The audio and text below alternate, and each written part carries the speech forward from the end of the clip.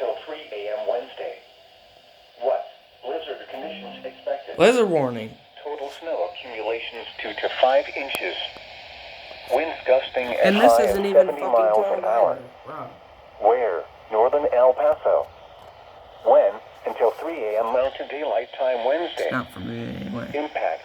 Whiteout conditions are expected and will make travel treacherous and potentially life-threatening. Plan on slippery road conditions. Widespread blowing snow could significantly reduce visibility. Very strong winds could cause extensive tree damage. Travel should be restricted to emergencies only. If you must travel, have a winter survival kit with you. If you get stranded, stay with your vehicle. The latest road conditions for the state you are calling from can be obtained by calling 511.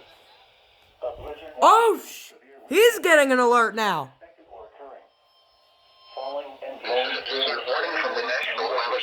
Oh my! I can't believe they're doing this right now, dude. If you must travel, have a winter survival kit with you. If you get stranded, Okay. winds gusting as high as 50 miles per hour.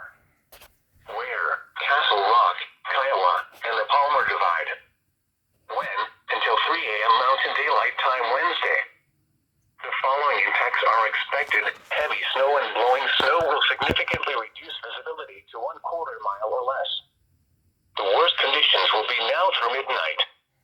Travel should be restricted to emergencies only. If you must travel, have a winter survival kit with you. If you get stranded, stay with your vehicle. The latest road conditions for Colorado can be obtained by calling 511 or by going to www.cotrip.org.